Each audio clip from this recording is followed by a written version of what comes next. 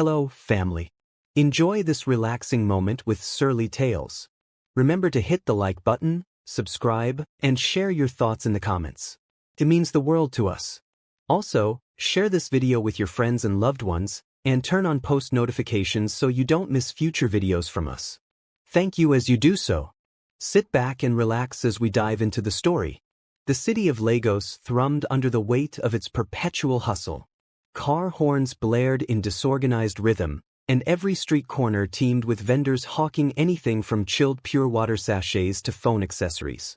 Glass-paneled skyscrapers that seemed to pierce the tropical sky glinted under the relentless sun. In this maze of urban sprawl, nestled among the more luxurious commercial blocks, was the imposing headquarters of Hstorytine Holdings, one of Nigeria's fastest-rising conglomerates. Inside the grand atrium of Hstorytine's headquarters, a mixture of polished marble floors and towering ornamental plants gave off the aura of success. Tall banners boasted the company's expansion into multiple African countries, Ghana, Kenya, South Africa, and even smaller footprints in parts of Europe. Employees bustled around with purposeful strides, each careful to present an image of confidence and competence. In the middle of all this, Aisha Bello, a 24-year-old secretary, took a deep breath at her desk, trying to steady her nerves. Aisha had grown up in the outskirts of Kano, raised by her grandmother, whose wrinkled hands had guided her with unwavering love. She had been determined to break free from the cycle of poverty and become a force for progress. Despite numerous setbacks, she earned a scholarship to study business administration in Lagos. Along the way, she had learned to navigate the city's intense pace and occasionally harsh realities. She was diligent, sharp-minded, and carried herself with a quiet grace that drew people's admiration. It was these qualities that had captured the attention of the CEO himself, Collins Adeyemi. Collins Adeyemi was not just any CEO. At only 35, he was a millionaire many times over, one who had clawed his way from an ordinary middle-class background to unimaginable wealth. Standing at 6 feet, always dressed in immaculate suits, his presence dominated every room he entered. Employees whispered about his charm, his steel-trap business acumen, and the rumors of a ferocious temper if he didn't get his way. He had been featured on major African business magazines, recognized as one of the continent's most influential entrepreneurs, and invited to speak at prestigious global forums. The older generation admired his ambition, while the younger ones wanted to follow in his footsteps. Yet, behind the gleaming smile was a man used to winning, no matter the cost. It was in that environment, fueled by ambition and overshadowed by power, that Aisha found herself uniquely favored. Collins often requested she handle his most delicate appointments and client negotiations. At first, it seemed a testament to her competence. But soon, Aisha noticed his lingering glances, how he hovered over her desk longer than necessary, how his smiles slipped from polite to personal. Initially, she had been flattered. A nod of approval from the most powerful man in the company was something every staff member hoped for. Before long, however, compliments had turned to invitations, to join him for exclusive dinners, to accompany him on business trips across Africa. The line between professional and personal had blurred, and Aisha felt both the thrill and the danger of it all. Their relationship, if it could be called that, slipped into secrecy. Collins insisted on keeping things private to avoid damaging the company's image, as he put it. Aisha, feeling young and impressionable, often vacillated between guilt and excitement. She didn't grow up in wealth, and being introduced to Collins' world, lavish restaurants on Lagos Island, VIP tables at fashionable events, weekend getaways to Ghana, was dizzying. It felt like a fairy tale, but the undercurrent of potential scandal lingered in every moment they spent together. The storm came unexpectedly. Aisha missed her period. She dismissed the possibility for weeks, attributing her fatigue to work stress. But when she finally took a pregnancy test in her modest one-bedroom apartment, the 2 pink lines confirmed her worst fears. She was pregnant with Collins' child. Fear paralyzed her. She knew what his reaction might be. She still remembered stories about him from the rumor mill, how a junior staff he once dated left the company in mysterious circumstances, never to be heard of again. Collins did not handle challenges to his perfect life well. Summoning her courage, she knocked on the door of his expansive office one late afternoon. Floor-to-ceiling windows illuminated the space with bright sunlight, reflecting off the modern steel and glass decor. Collins was behind his sleek mahogany desk, reviewing contract documents for an upcoming merger. When she managed to blurt out her news, his face went blank, as though his mind needed a moment to process the gravity of her words. For a few seconds, there was only silence, thick and suffocating. Then, with a frown etched on his handsome features, he asked her if she was certain, if there was absolutely no possibility of a mistake. Aisha's heart pounded as she reiterated, her voice shaking, that she had taken multiple tests and was sure.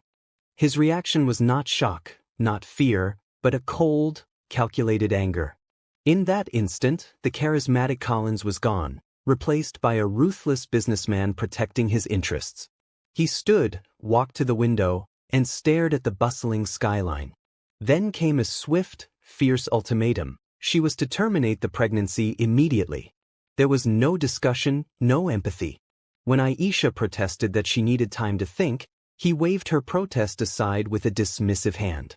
He talked about his reputation, his ongoing negotiations for a multinational partnership, about the potential scandal that would erupt if news of a child out of wedlock surfaced. Aisha attempted to argue, but was met by a cold gaze that threatened her with professional and personal ruin if she did not comply. That night, lying on her bed in her cramped apartment, tears welled in Aisha's eyes. Her future flashed before her in a spiral of confusion. She wrestled with moral dilemmas and the intense fear of going against Collins' instructions. Trapped in a power dynamic that had never felt more real, she realized that, under the crushing weight of his authority, her choices were perilously limited. In the days following Collins' ultimatum, Aisha felt like she was living a nightmare. The once respected secretary who meticulously scheduled executive meetings and conferences now found herself avoiding eye contact in the corridors, afraid that her colleagues might see her turmoil etched on her face. Sleep became elusive, dark circles formed under her eyes, and her previously bright, lively persona was replaced by an anxious hush. Collins, meanwhile, maintained a startling veneer of normalcy. He greeted board members in the lounge with his trademark smile, delivered rousing pep talks about the company's future in staff meetings, and entertained important clients with seemingly unwavering composure. The duality struck Aisha harshly. How could he present such calm confidence while privately threatening her? She tried to rationalize it. Perhaps he was protecting his empire, his carefully curated public image, but what about her life and the life within her? When he finally summoned her to his office a week after dropping his ultimatum, she walked in bracing for another confrontation. Instead, she found him with a pensive expression, leaning against his desk. He cut right to the chase. "I've made the arrangements for you," he said, voice clipped. "It's a private clinic just outside the city. Everything will be done discreetly." There was no pretense of concern for her well-being. Just a schedule, a doctor's contact, and an emphasis on confidentiality. He even had the gall to mention that the cost would be covered as if it were an ordinary business expense. That evening, alone in her apartment, Aisha stared at the small card Collins had given her, the clinic's address and a phone number scrawled in bold handwriting. She felt her pulse quicken. Over and over, she asked herself if she truly had a choice. If she followed his orders, she would become complicit in something that cut against her deepest beliefs. She had always dreamed of being a mother someday. Her grandmother, who had raised her, often said a child was God's greatest blessing. But the paternal figure of this child, the most powerful man in her life, was demanding its destruction. Her phone's vibration interrupted her tortured contemplation. It was her friend and roommate from university, Sophia. Before Aisha moved out to live alone, Sophia had witnessed Collins' early attentions and had worriedly cautioned Aisha about the relationship. "I don't trust men like Collins," Sophia would say. But at the time, Aisha had dismissed her concerns. Now, tears streaming, she spilled everything over the phone. Sophia's voice was tinged with shock and anger. She encouraged Aisha to reconsider. "Don't let him bully you into this. Think carefully about what you want," her friend pleaded. The next morning, haggard from lack of sleep, Aisha went to see the company's in-house counselor under the guise of work-related stress. The counselor, a middle-aged woman with warm eyes, recognized that Aisha was in deep distress. While Aisha was too scared to share explicit details, concerned that it might get back to Collins, she described feeling cornered, feeling as though her life was no longer her own to control. The counselor advised her to seek professional help outside of the company for more personal and potentially legal matters. Aisha nodded mechanically, mind buzzing with confusion. Determined to find clarity, she visited a small church near her apartment. Though not fervently religious, she found solace in the quiet pews under the church's stained-glass windows. She knelt and prayed, tears escaping as she begged for a sign, for the strength to either fight or flee. In the hush of that sanctuary, she felt her resolve to keep the child strengthening. A wave of guilt and apprehension followed. What if she defied Collins? The possible repercussions seemed endless. Losing her job, facing public shame, or worse. The day of the scheduled procedure arrived faster than she had hoped. She had made no final decision. That morning, she slipped into a flowy dress that concealed her barely visible bump. Her chest felt tight with anxiety as she boarded a rickety Danfo bus that would take her near the clinic's location. Every turn of the wheels heightened her dread. When she finally arrived, the clinic looked ordinary and unremarkable: white walls, neat landscaping, a large sign that proclaimed Specialist Women's Center. For a long moment, she stood at the gate, paralyzed. Taking a shaky breath, she pushed open the door and stepped inside. The receptionist, a polite young man, directed her to the waiting room. Around her, other women sat with varying expressions, some anxious, others calm, a few quietly weeping. The hum of air conditioning did nothing to alleviate the chill settling in her bones. She clutched a small cross her grandmother had given her years ago, as if the charm alone might shield her from the storms swirling around her. Minutes felt like hours until a nurse called her name.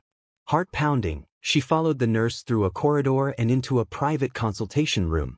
The doctor, a middle-aged woman with serious eyes, asked Aisha a series of routine questions. Aisha responded automatically, her voice devoid of emotion. When the doctor asked if she was certain about proceeding, tears welled in Aisha's eyes. It was the final question. This was the moment. She felt her pulse thunder in her ears. She was alone in that small room with the glaring fluorescent lights, faced with the weight of this decision. She thought about her grandmother's words, about her friend Sophia's plea, about her own intuition. All her life, Aisha had aimed to do the right thing. Here, the right thing felt terrifyingly unclear. The first time Aisha came to consciousness after the procedure, she felt an overwhelming emptiness. Drowsy from anesthesia, her vision blurred as she scanned the sterile recovery room. She was alive, but felt no sense of relief, only a gaping, hollow ache in her soul. There had been a moment during the procedure when she tried to shout, to tell the doctor to stop, but sedation claimed her before the words could form.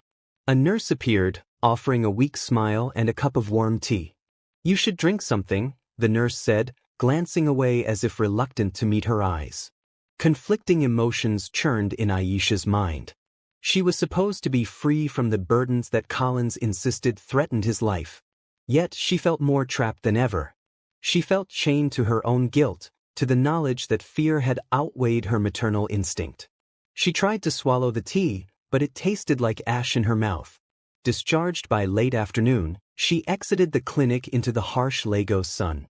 The oppressive humidity pressed against her. She waited at a bus stop, ignoring the inquiries of insistent taxi drivers who offered her rides. Her phone vibrated, a text from Collins. He wanted to know if everything went as planned. No inquiry after her well-being, only verification that the problems had been solved. Aisha typed a curt reply, "Yes," and turned off her phone. She couldn't bear to see any further messages from him. Back in her apartment, she shuffled to the bathroom and stood under the shower. The warm water felt scorching against her sensitive skin. She closed her eyes as if hoping it could wash away her shame, her regret, and the blood that symbolized what she had lost. Later that night, curled on her threadbare couch, she tried to piece together the ruins of her life. Perhaps she could move on. Maybe she would find a new job eventually. The silent rooms offered no answers. Days bled into weeks, and Aisha resumed her duties at Hstorytine Holdings, but the spark in her eyes was gone. She was a shell of the vibrant woman who once navigated boardroom schedules with confidence. She avoided small talk with coworkers, terrified they might pick up on the tension that bristled under her skin. Whenever she ran into Collins, she felt her stomach coil in revulsion. He was the same dashing immaculately dressed, charming in conversation. Yet, behind closed doors, he would remind her of his benevolence in handling the situation discreetly. One evening, about a month after the abortion, Aisha felt an unbearable wave of anguish crash over her. Unable to breathe in her cramped apartment, she decided to take a walk along the marina. In the dim light of dusk, she found a bench overlooking the lagoon. The silhouette of the city's skyline glowed in the distance. She thought about everything that had transpired, her ambitions, her moral compass, her shattered self-esteem. Unexpectedly, someone sat down next to her, an older woman wearing a modest but elegant buba and wrapper, her headscarf carefully tied. She gazed at Aisha with kind, knowing eyes. "My child, are you all right?" the stranger asked softly.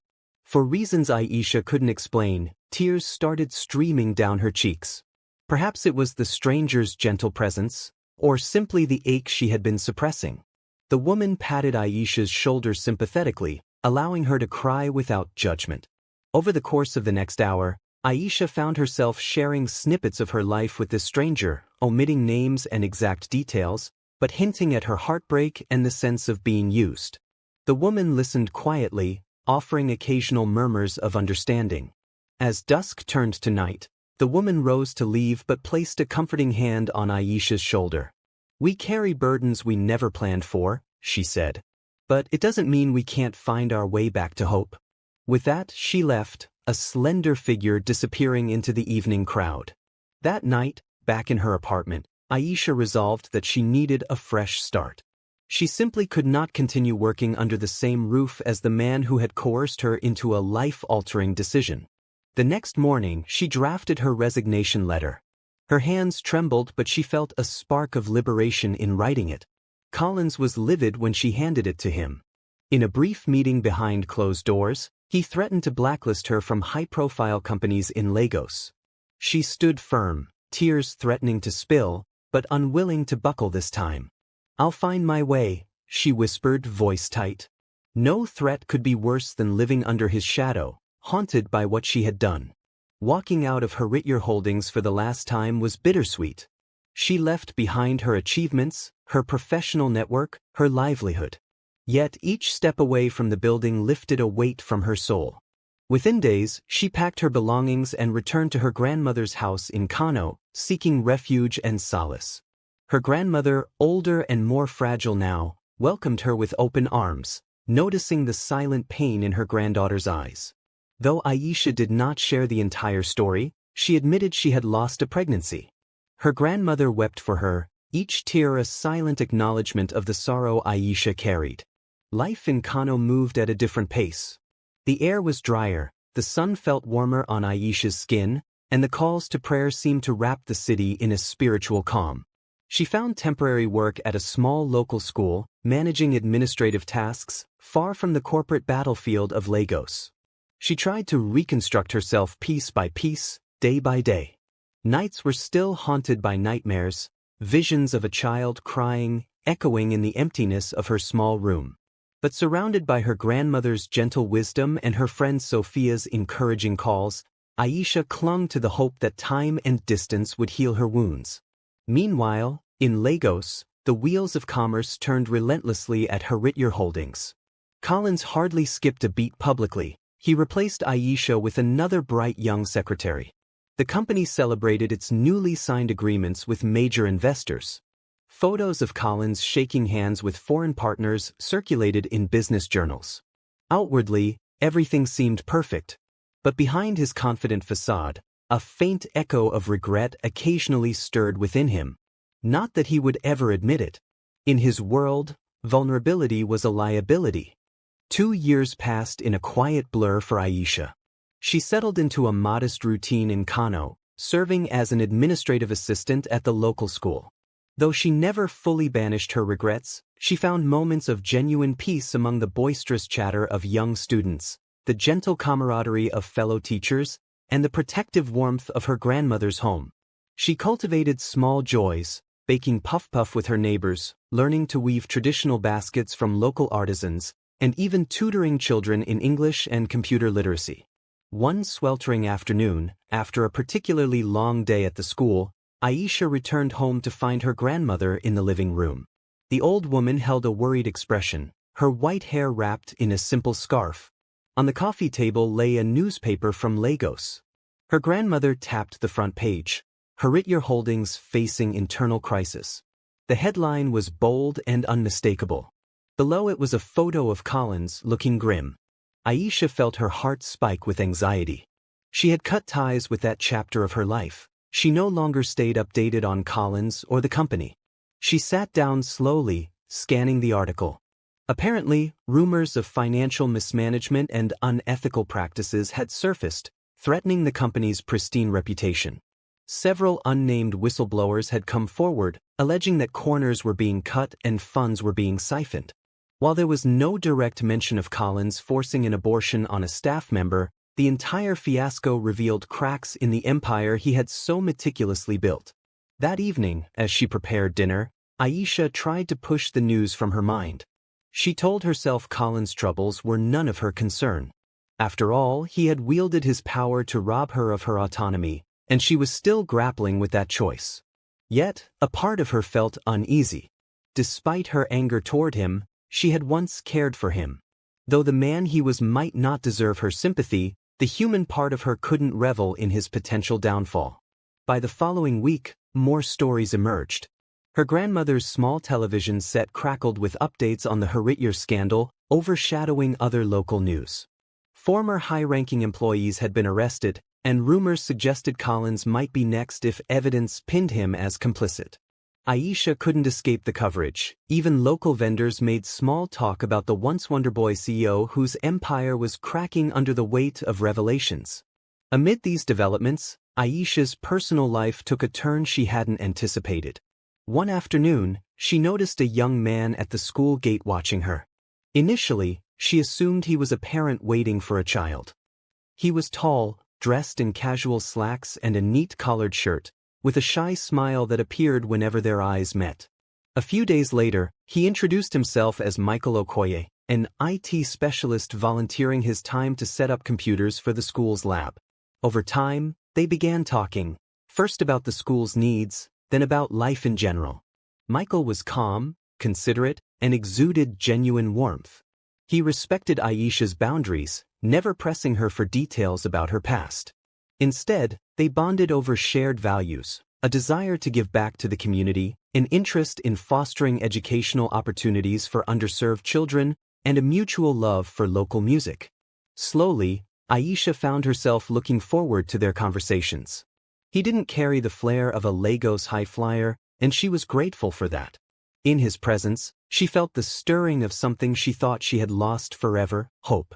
It was during one of their late afternoon chats that she confessed she had lived in Lagos and worked for a large company before returning to Kano. Although she didn't name Collins or reveal the darkest secret of her past, Michael listened attentively, noticing the tremor in her voice. He simply nodded. "Sometimes we return home when we need to heal," he said kindly. And that struck her deeply. He understood without prying. Meanwhile, half a country away, Collins was neck-deep in damage control. His board of directors questioned his leadership. His top executives, once blindly loyal, jostled to distance themselves from any criminal or unethical activity. Collins spent sleepless nights with his legal team, fending off allegations and financial audits. In the swirling tempest of crises, he received a personal revelation that rocked him to his core. He discovered a sealed envelope containing a paternity test result, left anonymously on his desk at home. At first, he thought it must be a prank or a blackmail attempt. But as he read the accompanying letter, a slow dread crept over him. The letter claimed that the baby he believed had been aborted had actually survived. Confusion clouded his mind. Could it be possible? He recalled clearly insisting that Aisha terminate her pregnancy. He remembered the cold transaction at that discreet clinic. But what if? The letter's text was deliberately vague, providing no direct clues about the baby's whereabouts or mother's identity. It only stated that Collins had a child. The insinuation was that someone else had stepped in, ensuring the pregnancy continued away from his knowledge. His heart hammered as he reread the line, "Your child lives, Mr. Adeyemi. You have robbed that child of a father these past 2 years. Where had this come from? If it was true, who else knew?" Rattled, Collins found himself unable to concentrate on the pressing demands of the Hstorytine scandal. The possibility he had a living child was a ticking time bomb. If proven true, it could devastate his image even further. Beyond that, a dormant part of him, a basic paternal instinct, surfaced. He needed to know if this was real. And if it was, what then? The black SUV sped along the expressway, crossing states at a feverish pace. Collins sat in the back seat, eyes fixed on the flurry of landscapes passing by. The green countryside, clusters of red-roofed villages, occasional herds of cattle grazing by the roadside. His usually polished demeanor was rumpled by anxiety. Sleep had eluded him for days, his mind swirling with the scandal threatening to topple Hstorytine Holdings and the haunting possibility that he had a child somewhere in Nigeria. He had no concrete evidence that the child was Aisha's, but his gut told him so. Who else had he compelled to terminate a pregnancy?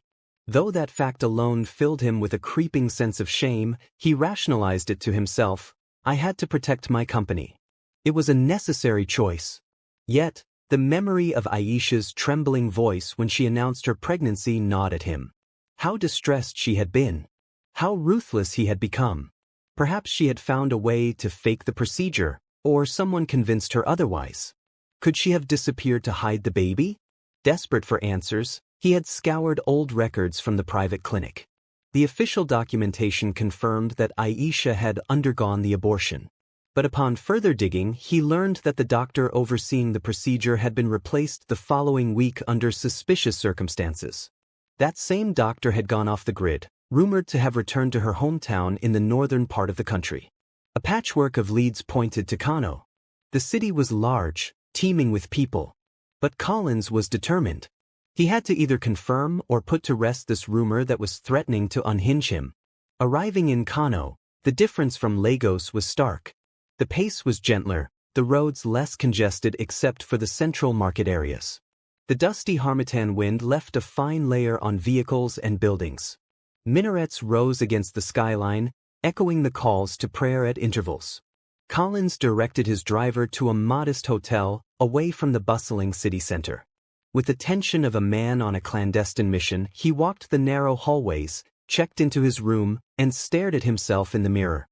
He barely recognized the man he had become.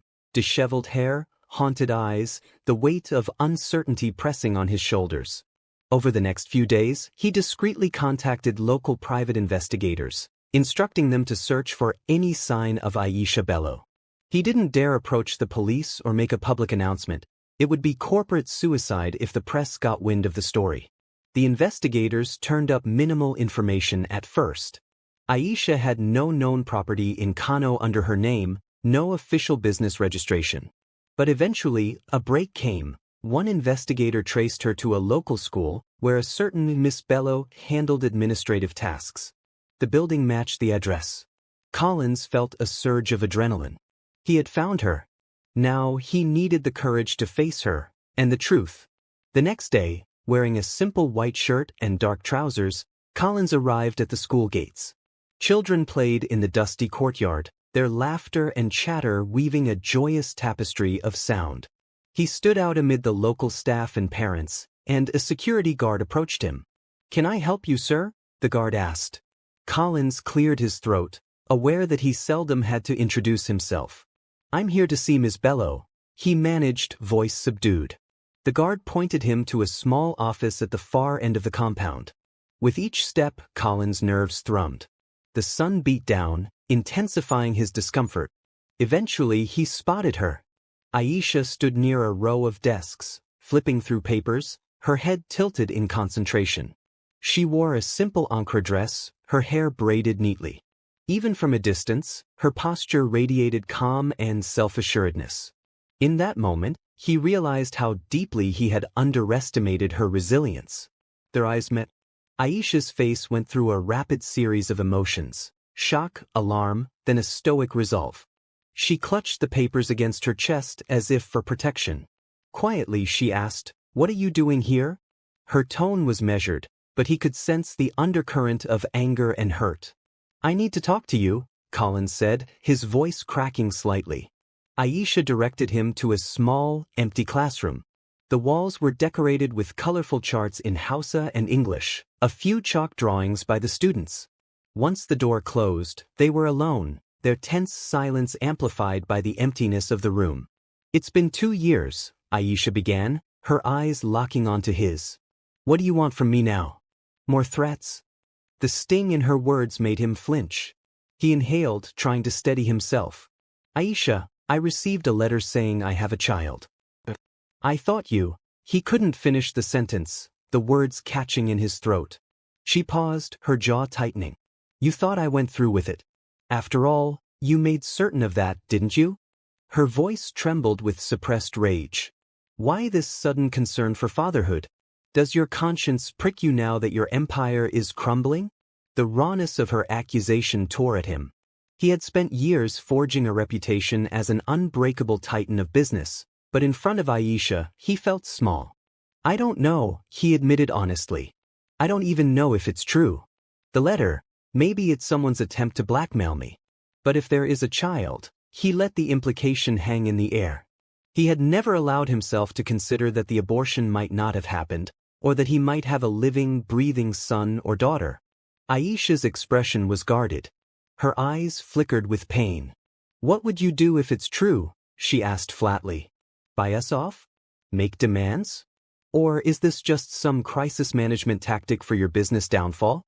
Aisha locked the classroom door behind them, her heart pounding with a mixture of anger and sorrow. She led Collins through a narrow corridor toward a small private office. Shutting the door, she gestured for him to take a seat on a simple wooden chair while she settled behind a modest desk, arms folded. The tension was palpable. "I will not let you barge into my life again," she began, voice steeled with a firmness he hadn't witnessed before.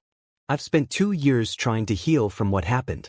Now you suddenly appear, claiming there might be a child. You have no right." Collins ran a trembling hand through his hair. He exhaled, trying to steady his voice. "Aisha, I can't change the past. But I can't ignore this possibility. If there is a child, I have a responsibility." There was a hint of desperation in his tone. He was no longer the cocksure CEO who once delivered ultimatums. He was a man humbled by his own mistakes and haunted by a potential legacy he had cast aside. Aisha clenched her fists.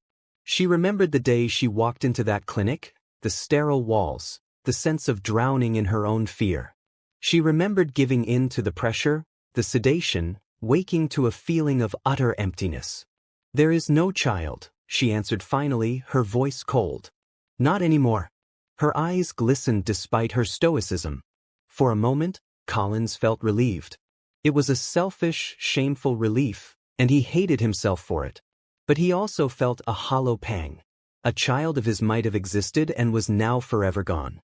"Then why would someone send me that letter?" he asked, confused. Aisha looked at him, her gaze weighted with unresolved grief. "I don't know," she replied. "Maybe it's your enemies trying to stir up trouble. We live in a world where people prey on secrets." She toyed with a pen on the desk. "But you have to understand, Collins, that I gave up everything I believed in that day. Because you forced me. Do you realize the damage you've done?" Silence enveloped the room, punctuated by the soft hum of a ceiling fan. Outside, children's laughter drifted through open windows, a stark contrast to the tension within. Finally, Collins broke the silence. "I can never undo that," he admitted softly. His voice faltered, and for the first time in years, he felt tears prick at his eyes. This admission felt foreign, a slip in the armor of his carefully curated persona. "Aisha, I am sorry. I truly am." Her expression wavered. Anger warred with sorrow, compassion with resentment. In a quiet voice, she said, "Sorry changes nothing, Collins. But it's a start." She took a shaky breath. For 2 years, I blamed myself, telling myself I was weak for letting you bully me. I had nightmares about the child I would never hold. And you went on with your life like nothing happened. He swallowed. I tried to forget, he admitted. But it always lingered in my mind. And now, with this crisis, both professional and personal, I'm beginning to see just how much harm I've caused. He wiped his brow, perspiration forming despite the fan's breeze. I need your forgiveness, Aisha. A short, mirthless laugh escaped her lips. Forgiveness, she echoed. Is that for you or for me? Do you want it to clear your conscience so you can salvage your career? She stared into his eyes, searching for sincerity. Or do you genuinely regret what you did? Collins fidgeted under her scrutiny. I've lost the respect of my board, my company is hanging by a thread, he said, voice low. But that's not why I'm here. This is personal, Aisha. The letter forced me to confront how I've lived. I realized I never gave you, nor that child, a choice. It was all about me and my image. I've been selfish and cruel. He paused, struggling with a flood of emotions he had always suppressed. I am here on my knees if need be, to ask for your forgiveness. I can't escape what I've done, but I can try to make amends. Aisha closed her eyes for a moment, letting tears slip down her cheeks. She remembered the heartbreak, the lost potential, the nightmares. But she also recognized the healing she had undergone, her new life in Kano, the children she helped at the school, and the slow budding of hope she felt with Michael. I don't know if I can forgive you right away, she whispered. Wounds like mine don't heal overnight. A fleeting expression of pain crossed Colin's face. I understand, he said. But if there's any way I can help you now, if there's anything I can do. She shook her head. I don't want your money or your influence. I only want to live in peace, away from the shadow you cast on my life. She paused, considering her words carefully. If you truly want to atone, then remember what your power can do. Use it to help others, not destroy them. If you can show me and yourself that you've changed, that would mean more than any payout. Collins bowed his head, feeling both chastened and somehow lighter. It was a start. The following day he left Kano, carrying with him a profound sense of humility. He returned to Lagos and, amidst the swirling scandal, began taking steps to reform his company. He spoke with whistleblowers, opened inquiries into the allegations, and vowed to rectify whatever corruption had taken root. Over time, some of his board members began to trust his intentions. Others left, unwilling to follow a path of transparency. The company's fortunes seesawed, but Collins persevered, fueled by an uncharacteristic sense of responsibility. As for Aisha, life gradually returned to its gentle rhythm. She focused on the school, forging deeper bonds with the community. She allowed herself to embrace new possibilities, sharing more of her past with Michael, who supported her unconditionally. On days when the pain resurfaced, she turned to prayer, or wrote in a private journal, chronicling how far she had come since her time under Colin's thumb. Months later, Collins reached out with a short, respectful message. I hope you are well. I'm working to make Hstorytine a place where no one feels powerless again. It's a long road, but I wanted you to know I haven't forgotten your words. Aisha read the message quietly and closed her phone. In her heart, a cautious warmth blossomed, a faint sense of closure that maybe, despite the darkness of the past, both of them could step forward into light, forever changed by a child who never got to exist but left an indelible mark on their souls. The end. If you enjoyed this story, we invite you to give it a like and subscribe to our channel. Your support motivates us to keep bringing heartwarming stories almost every day. We are very grateful for your support. See you soon.